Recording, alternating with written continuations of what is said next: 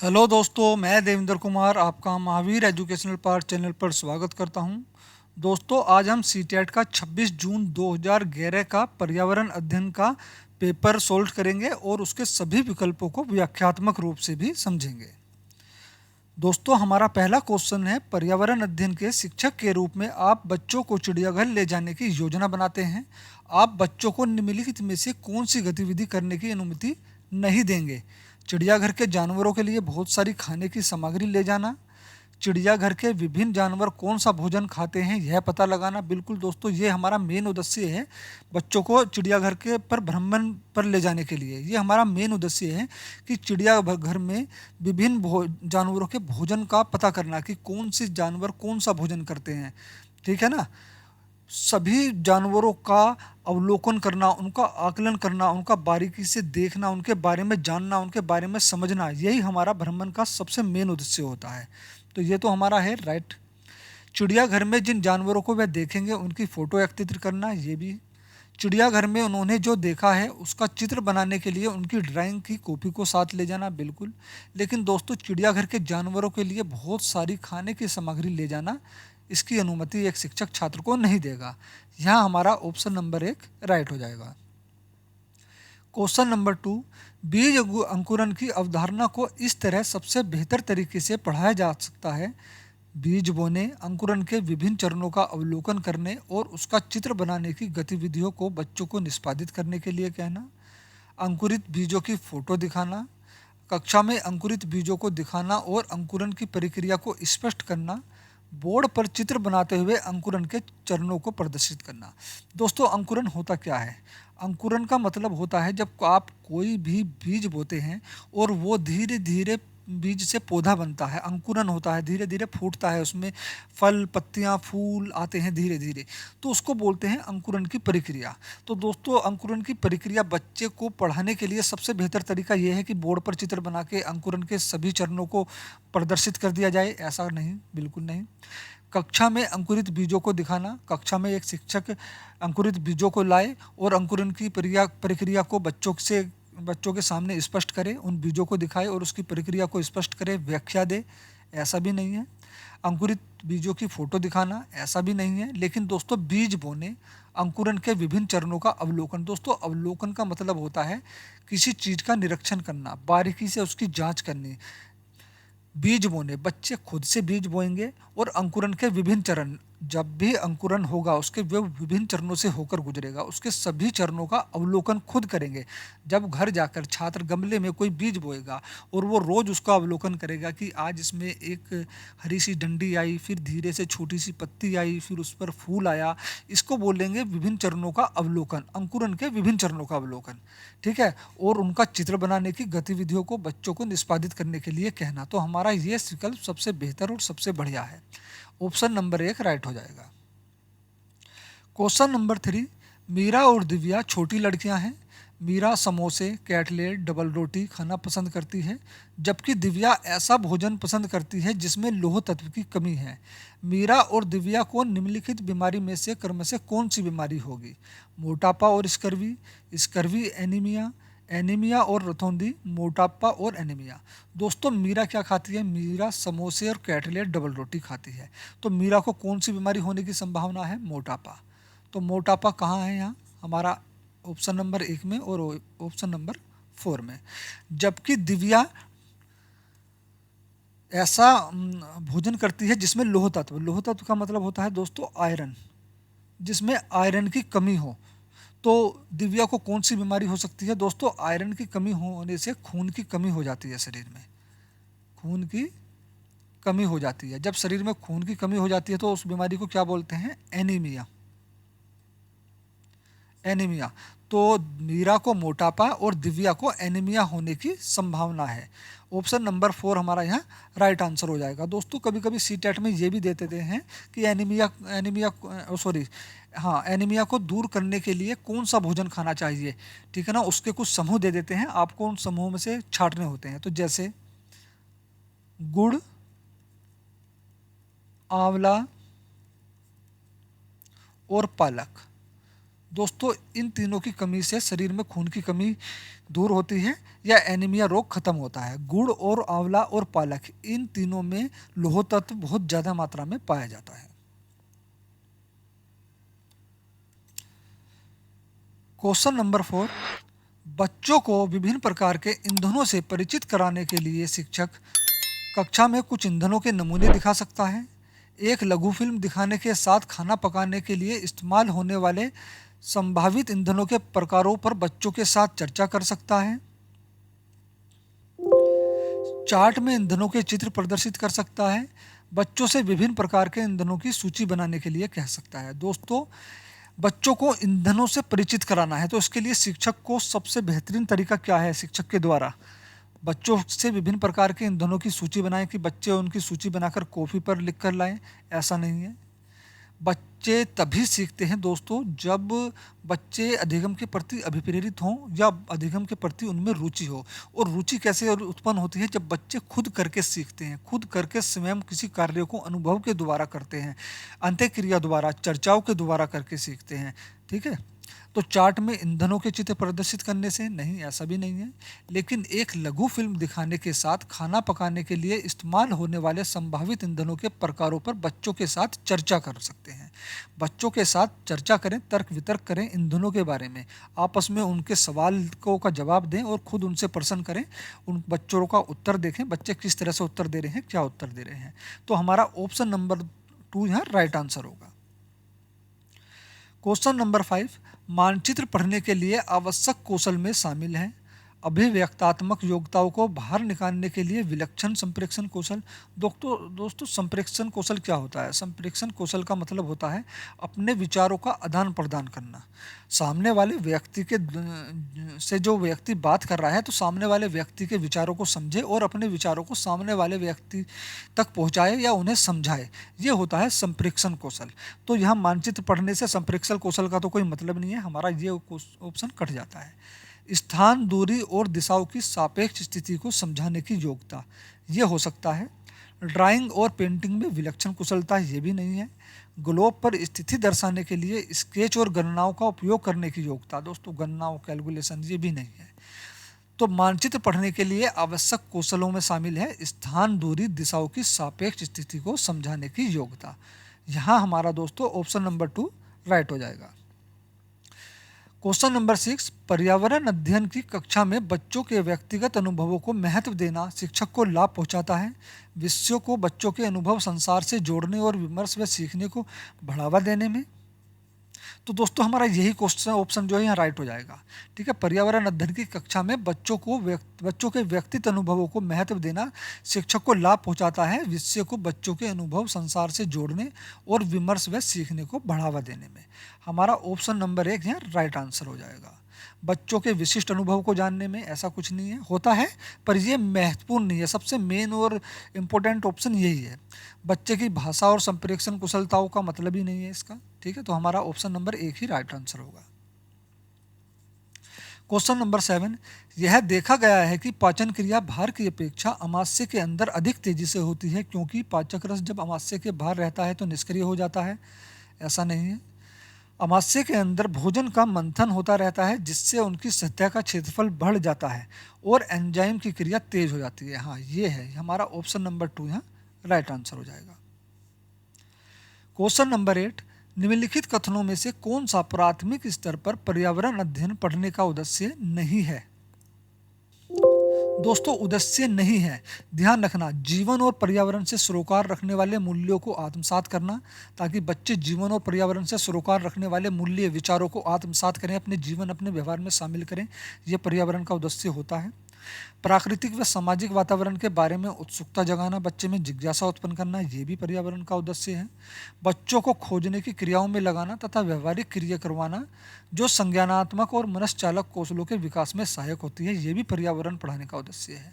लेकिन दोस्तों बच्चों पर आकलन के लिए शब्दावली और परिभाषाओं का बोझ डालना, ये पर्यावरण का उद्देश्य नहीं है। एनसीएफ 2005 ने सबसे ज़्यादा खिंचाई इन्हीं 2 शब्दों की है, कठिन शब्दावली या तकनीकी शब्दावली और परिभाषाओं।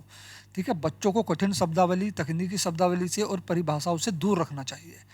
बच्चों को गतिविधि आधारित शिक्षण दें ताकि बच्चे खुद करके किसी अनुभव प्राप्त करें, खुद करके ही किसी कार्य को सीखें, किसी अधिगम को खुद करके सीखें। तो यहाँ हमारा ऑप्शन नंबर 1 राइट हो जाएगा। भैंस की पीठ पर अक्सर बगुला पक्षी बैठा दिखाई देता है। ऐसा इसलिए होता है क्योंकि बगुला भैंस की पीठ पर परजीवी कीट खाता है। बगुला घास में पाए जाने वाले कीट खाता है। दोस्तों, अगर बगुला घास में पाए जाने वाले कीट खाएगा तो वो घास पर बैठेगा ना, भैंस के ऊपर घास थोड़ी होती है। भैंस की पीठ पर बैठकर खाना पसंद करता है, ऐसा कुछ भी नहीं है। उड़ने के बाद थोड़ा आराम करता है। तो दोस्तों, उड़ने के बाद जब बगुला आराम करेगा वो भैंस की पीठ पे ही थोड़ी ज़रूर बैठ जाएगा, वहीं बैठेगा। उसको कहीं भी बैठ सकता है, कहीं भी आराम कर सकता है। लेकिन बगुला भैंस की पीठ पर एक परजीवी हो जाता है, छोटे छोटे, जो हमें आंखों से दिखाई नहीं देते हैं, है ना, या बहुत बारीक होते हैं, दिखाई भी दे जाते तो बहुत बारीक बारीक परजीवी होते हैं। तो बगुला उन कीटों को खाता है। ठीक है, यहाँ हमारा ऑप्शन नंबर 1 राइट आंसर होगा। भैंस की पीठ पर परजीवी जीव कीट खाता है। क्वेश्चन नंबर 10, पर्यावरण अध्ययन की पाठ्य पुस्तक में रेलवे टिकट का एक नमूना दिखाना निष्कर्ष पर पहुंचने की बच्चों की कुशलता का विकास करता है, बच्चों को वास्तविक जानकारी से अंतःक्रिया करने का अवसर देता है, साथ ही अवलोकन की कुशलता का विकास करता है, बच्चों को रेल के किराए के बारे में जानकारी बताता है, टिकट में प्रयुक्त विभिन्न संक्षिप्त अक्षरों का ज्ञान उपलब्ध कराता है। बिल्कुल दोस्तों, ये तीनों ऑप्शन, चारों ऑप्शन हैं, लेकिन दोस्तों ये ऊपर के, एक तो पहले वाला ऑप्शन, तीसरा ऑप्शन और चौथा ऑप्शन, ये हमारे तीनों ऑप्शन जो हैं ऑप्शन नंबर 2 में सम्मानित हो जाते हैं। बच्चों को वास्तविक जानकारी से अंतःक्रिया करने का अवसर देता है। जब बच्चे टिकट देखते हैं तो आपस में एक दूसरे से चर्चा करते हैं, एक दूसरे से प्रश्न उत्तर करते हैं, किसी समस्या पर समाधान करते हैं। कि बच्चों को कुछ शब्दों का ज्ञान नहीं है तो बच्चे एक दूसरे में से चर्चा करते हैं, इस चर्चा को ही अंतःक्रिया कहते हैं, और एक दूसरे के ज्ञान का आदान प्रदान करते हैं।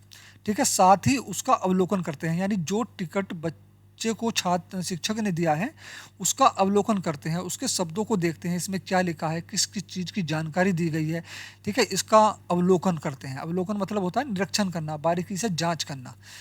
तो पर्यावरण अध्ययन की पाठ्य पुस्तक में रेलवे टिकट का एक नमूना दिखाना बच्चों को वास्तविक जानकारी से अंतःक्रिया करने का अवसर देता है, साथ ही अवलोकन की कुशलता का विकास करता है। दोस्तों, जब बच्चे टिकट देखते हैं, ऐसा है कोई बच्चा ट्रेन में नहीं बैठा हुआ, उसने अभी तक कोई टिकट नहीं देखा, लेकिन जो बच्चे ट्रेन में बैठे हैं, जिन्होंने टिकट देखा है और टिकट का अवलोकन करा है अपने माता पिता से पूछकर या दोस्तों से पूछकर, तो वे अपनी जानकारी को एक दूसरे के साथ बांटते हैं अंतःक्रिया के द्वारा।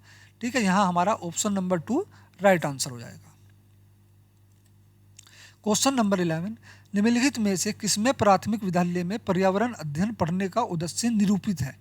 अपने ज्ञान का विस्तार करने के लिए बच्चों को सूचना देना कि उन्हें कौन सी पुस्तक पढ़नी चाहिए। तो दोस्तों, ये तो ज़बरदस्ती है कि आपको यही पुस्तक पढ़नी है ज्ञान को बढ़ाने के लिए, ऐसा कुछ नहीं है। ठीक है, विद्यालय में बच्चों के अनुभवों को बाहरी दुनिया से जोड़ना, ये हो सकता है।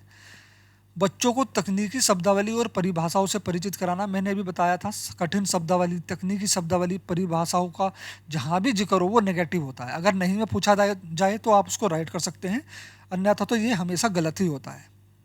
ठीक है, पर्यावरण अध्ययन से संबंधित तकनीकी शब्दों का आकलन करना, ये आकलन तो पॉजिटिव शब्द है, आकलन करके यहाँ राइट मत कर देना, लेकिन यहाँ तकनीकी शब्द दे रखा है, यहाँ आकलन किसका किया जा रहा है?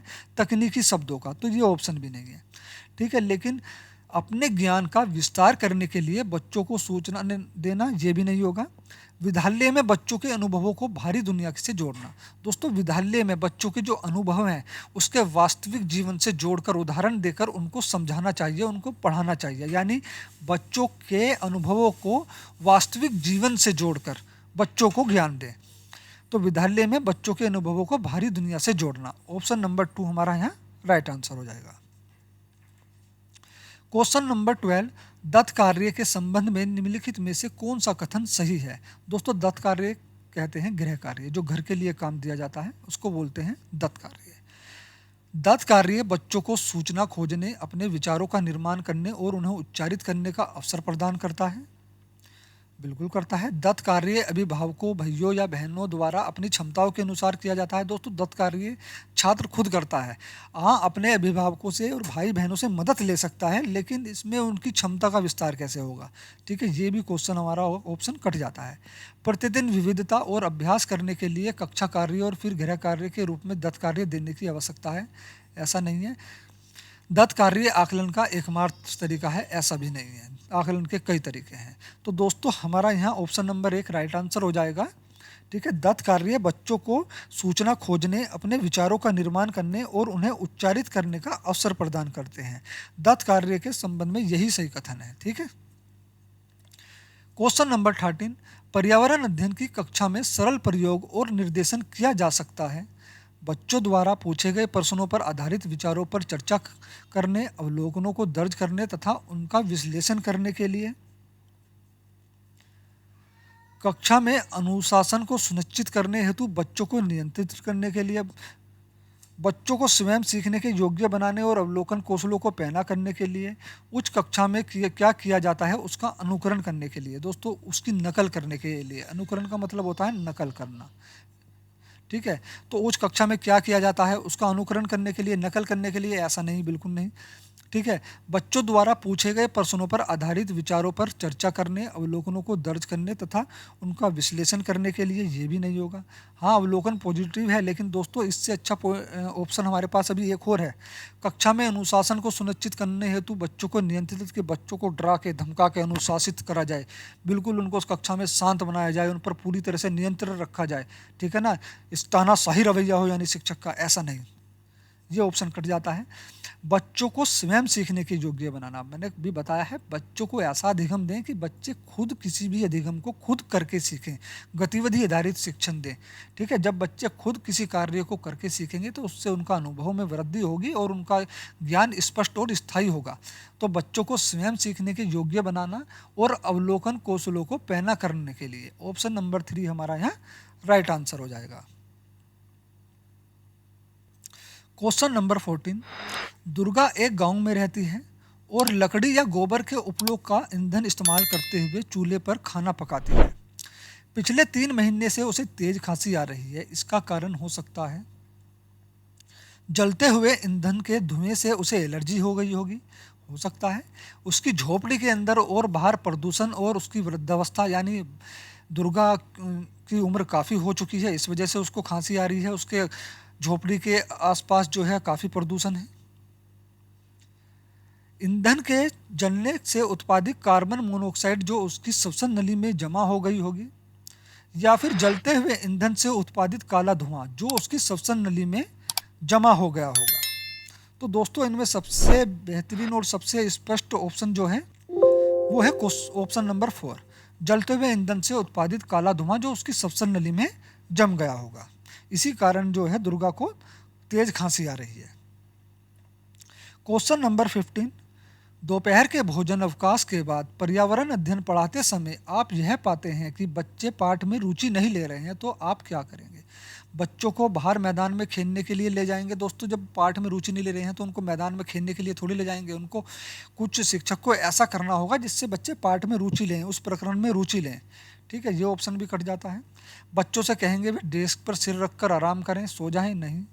पाठ को रोचक बनाने के लिए बहुआयामी बुद्धि पर आधारित दृश्य श्रव्य सामग्रियों का प्रयोग करेंगे, ये हो सकता है। प्रकरण को तुरंत बदल देंगे, ऐसा नहीं है। बच्चे किसी प्रकरण में किसी पाठ में रुचि नहीं ले रहे हैं तो आप अगला शुरू कर दोगे, उसको छोड़ दोगे, ऐसा नहीं है।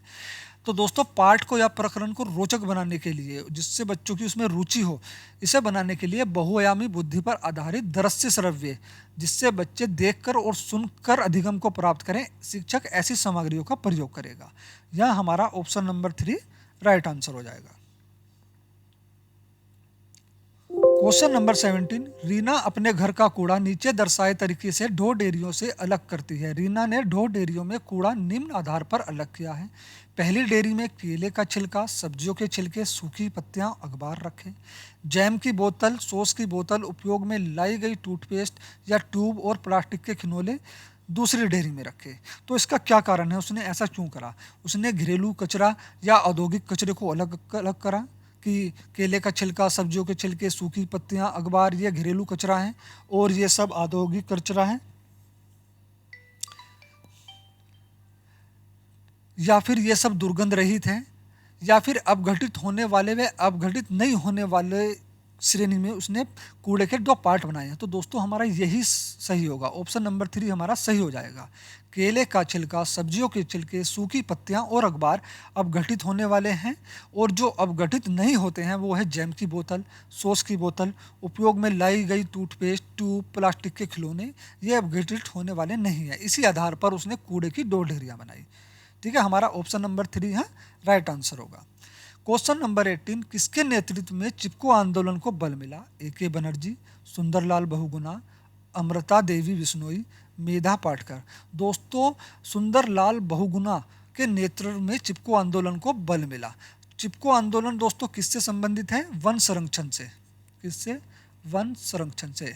इसको चिपको आंदोलन क्यों बोला जाता है? तो दोस्तों वन की रक्षा करने के लिए इस संस्था के जो सदस्य हैं, इस समूह के जो सदस्य हैं, वे क्या करते हैं, जब भी वनों की कटाई के लिए लोग आते हैं या वनों को काटा जाता है तो ये पेड़ों से चिपक जाते हैं, उसकी कोली भर लेते हैं, इसलिए इसको चिपको आंदोलन कहा जाता है।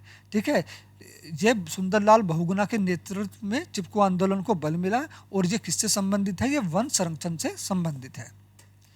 क्वेश्चन नंबर 19, विटामिन ऐसे पदार्थ हैं जो हीनताजन्य रोगों से बचाव के लिए थोड़ी मात्रा में आवश्यक हैं, हमारी उपाच्य दर बढ़ाकर भार में कमी लाते हैं, स्वस्थ रहने के लिए दवाई के रूप में लिए जाते हैं, पेशी का विकास करके हमें ताकतवर बनाते हैं। तो दोस्तों इसमें पहला ही ऑप्शन सही होगा, हीनताजन्य लोगों से बचाव के लिए थोड़ी मात्रा में आवश्यक होते हैं। क्वेश्चन नंबर 20, ग्रामीण क्षेत्रों में गाय के गोबर से झोपड़ी की दीवारों और फर्श को लीपा जाता है, उन्हें फर्श को प्राकृतिक रंग देने के लिए? नहीं। कीड़ों को दूर रखने के लिए? हो सकता है। चिकना और साफ बनाने के लिए? ऐसा नहीं हो सकता, क्योंकि जब हम गोबर से लीपते हैं तो फर्श क्या होता है? खुरदरा हो जाता है। तो खुरदरा बनाकर घर्षण बढ़ाने के लिए लीपा जाता है? नहीं, ऐसा भी नहीं है। कीड़ों को दूर रखने के लिए, ताकि मिट्टी में या दीवारों पर कीड़ा ना लगे। ऑप्शन नंबर 2 हमारा यहाँ राइट आंसर होगा। क्वेश्चन नंबर 21, एक किसान दानों को भूसे से अलग करना चाहता है, जिस प्रक्रिया से यह किया जाता है वह क्या कहलाती है? फसल की कटाई कहलाती है, हस्त चयन कहलाती है, थ्रेसिंग कहलाती है, तो निष्पादन कहलाती है। तो दोस्तों यह प्रक्रिया निष्पादन विधि कहलाती है। यहाँ हमारा ऑप्शन नंबर 4 राइट आंसर हो जाएगा। किसान दानों को भूसे से अलग करने के लिए निष्पादन विधि का प्रयोग करता है। क्वेश्चन नंबर 22, पर्यावरण अध्ययन की पाठ्य पुस्तक में पहेलियां शामिल करने का निम्नलिखित में से कौन सा उद्देश्य नहीं है? बच्चों के मस्तिष्क को भ्रमित करना और उन्हें इस भ्रम का आनंद उठाने देना, सृजनात्मक चिंतन की योग्यता और उत्सुकता का विकास करना, बच्चों में आलोचनात्मक चिंतन शक्ति का विकास करना, बच्चों में तर्कन शक्ति, तर्कन मतलब तर्क करना, बच्चे तर्क करना सीख जाएं, तर्क शक्ति का विकास करना। तो दोस्तों पर्यावरण की पाठ्य पुस्तक में पहेलियां शामिल करने के ये तीनों उद्देश्य हैं। बच्चों में तर्कना शक्ति का विकास हो, आलोचनात्मक चिंतन हो। आलोचनात्मक चिंतन बोलते हैं दोस्तों किसी चीज के या किसी व्यक्ति के, किसी वस्तु के गुण और दोषों दोनों के बारे में चिंतन करना, तर्क करना आलोचनात्मक चिंतन होता है। तो सृजनात्मक चिंतन की योग्यता और उत्सुकता का विकास करना भी, लेकिन क्या उद्देश्य नहीं है? तो बच्चों के मस्तिष्क को भ्रमित करना, ये हमारा उद्देश्य नहीं है, या ये पर्यावरण शिक्षण का उद्देश्य भी नहीं है। और इस भ्रम का आनंद उठाने देना, ऐसा नहीं। तो हमारा ऑप्शन नंबर 1 ही यहाँ राइट आंसर हो जाएगा, क्योंकि ये पूछ रहा है कौन सा उद्देश्य नहीं है, तो यही उद्देश्य नहीं है। क्वेश्चन नंबर 23, एक पुरुष जिसका रक्त O है एक ए रक्त वाली स्त्री से शादी करता है, उसके पहले बच्चे के रक्त समूह O होने की संभावना है 25%, 75%, 50% या फिर 100%। तो दोस्तों 50%, यहाँ हमारा ऑप्शन नंबर 3 राइट आंसर हो जाएगा। 50% या 50-50 भी कह सकते हैं, या फिर आधा भी कह सकते हैं, आधी संभावना है। ठीक है। क्वेश्चन नंबर 24, टूटता तारा है उल्काब जो पृथ्वी के वायुमंडल में प्रवेश करते ही आग पकड़ लेता है, एक समान गति से चलने वाला तारा है, एक चमकता पिंड जो वायुमंडल में एक समान गति से चलता है? नहीं। एक तारा है जिसके एक सिरे पर पूंछ होती है? ऐसा भी नहीं। एक समान गति से चलने वाला तारा भी नहीं है। तो दोस्तों, टूटता तारा एक उल्काब है जो पृथ्वी के वायुमंडल में प्रवेश करते ही आग पकड़ लेता है। तो दोस्तों, ये वायुमंडल में प्रवेश करते ही आग क्यों पकड़ लेता है? तो दोस्तों, कभी भी आग लगने के लिए ऑक्सीजन का होना बहुत ज़्यादा ज़रूरत होता है। ऑक्सीजन की बहुत ज़्यादा ज़रूरत होती है। ऑक्सीजन के बिना आग नहीं लगती। जब ये उल्काब हमारे पृथ्वी के वायुमंडल में प्रवेश करता है तो उसको ये ऑक्सीजन के संपर्क में आता है, जिस कारण से इसमें आग लग जाती है। तो हमारा ऑप्शन नंबर 1 यहाँ राइट आंसर होगा। क्वेश्चन नंबर 25, कवथन या उबालना। कवथन को ही उबालना बोलते हैं और वाष्पीकरण में अंतर है। क्या अंतर है? कवथन से द्रव्य का आयतन कम हो जाता है जबकि वाष्पीकरण में नहीं। ऐसा नहीं है। कवथन में द्रव से वाष्प में परिवर्तन देखा जा सकता है जबकि वाष्पीकरण में देखा नहीं जा सकता। ऐसा भी नहीं है। कवथन से जल की अवस्था बदल जाती है जबकि वाष्पीकरण से नहीं। ऐसा भी नहीं है। तो दोस्तों, बचा हुआ 4 ऑप्शन ही हमारा राइट आंसर होगा। वाष्पीकरण किसी भी तापमान पर हो सकता है जबकि कवथन नहीं। तो दोस्तों, वाष्पीकरण क्या होता है? देखो, जब भाप निकलनी शुरू होती है, इसको बोलते हैं वाष्पीकरण। ठीक है, भाप निकलनी शुरू होती है। तो दोस्तों, ये थोड़े से तापमान पे ही यह प्रक्रिया शुरू हो जाती है। जबकि कवथन का मतलब क्या होता है? उबलना, उसमें उबाल आना, खदगे लगना, दाने दाने जो आते हैं, बुलबुले जब उठते हैं, इस प्रक्रिया का बोलते हैं कवथन करना। तो इसको जबकि एक विशेष तापमान की जरूरत होती है। तो इसमें यही अंतर है। हमारा ऑप्शन नंबर 4 यहाँ राइट आंसर हो जाएगा। क्वेश्चन नंबर 26, प्राथमिक स्तर पर आकलन में शामिल होना चाहिए अर्धवार्षिक और वर्ष के अंत में वार्षिक परीक्षाएं। छोटे बच्चों को उत्तीर्ण अथवा अनुत्तीर्ण की श्रेणी के अंतर्गत आंकने के लिए प्रत्येक सप्ताह गृह कार्य और कक्षा कार्य। ऐसा बिल्कुल भी नहीं करना चाहिए जहां बच्चों की तुलना की जाए, जहां बच्चों को बांटा जाए, 2 समूहों में बांटा जाए। ये ऑप्शन बिल्कुल गलत होता है। यहाँ बच्चों को उत्तीर्ण और अनुत्तीर्ण की श्रेणी में बांटा जा रहा है। ठीक है, तो ये हमारा ऑप्शन बिल्कुल भी राइट नहीं होगा। शिक्षक द्वारा सतत और संरचनात्मक तरीके से तय किए गए अवलोकन को बच्चों और अभिभावकों के साथ बांटना, ये हो सकता है। प्रत्येक सप्ताह औपचारिक परीक्षाएं और खेल तथा उन्हें प्रगति पत्र में दर्ज करना, नहीं, ये नहीं है। आकलन का उद्देश्य, आकलन में जो शामिल होना चाहिए मेन रूप से, वो होना चाहिए शिक्षक द्वारा सतत मतलब लगातार, निरंतर लगातार चलने वाली प्रक्रिया। हफ्ते में, 10 दिन में, 15 दिन में टेस्ट द्वारा आकलन करना। ठीक है, सतत और संरचनात्मक तरीके से किए गए अवलोकन को बच्चों और अभिभावकों के साथ बांटना। ऑप्शन नंबर 3 हमारा यहाँ राइट आंसर हो जाएगा। क्वेश्चन नंबर 27, नींबू साधारण पानी में डूब जाता है लेकिन नमकीन पानी में तैरता रहता है क्योंकि नींबू का घनत्व नमकीन पानी में अधिक होता है, नींबू का घनत्व नमकीन पानी में कम हो जाता है, नमकीन पानी का घनत्व साधारण पानी के घनत्व से अधिक होता है, साधारण पानी का घनत्व नमकीन पानी के घनत्व से अधिक होता है। तो दोस्तों, नींबू साधारण पानी में डूब जाता है लेकिन नमकीन पानी में तैरता रहता है क्योंकि नमकीन पानी का घनत्व साधारण पानी के घनत्व से अधिक होता है। ऑप्शन नंबर 3 हमारा यहाँ राइट आंसर हो जाएगा। क्वेश्चन नंबर 28, पके हुए चावल रेफ्रिजरेटर में अपेक्षाकृत लंबे समय तक परिरक्षित किए जा सकते हैं क्योंकि कम तापमान पर भोजन का नमी तत्व घट जाता है। रेफ्रिजरेटर में कुछ ऐसे रसायन होते हैं जो रोगाणुओं को नष्ट कर देते हैं। कम तापमान पर रोगाणु निष्क्रिय हो जाते हैं। रोगाणु कम तापमान पर नष्ट हो जाते हैं। तो दोस्तों, कम तापमान पर रोगाणु क्या होते हैं? निष्क्रिय हो जाते हैं। ध्यान रखना, नष्ट नहीं होते हैं। ऐसा मत करना कि कम तापमान पर रोगाणु नष्ट हो जाते हैं, नहीं, वे निष्क्रिय हो जाते हैं, वे कुछ कर नहीं पाते।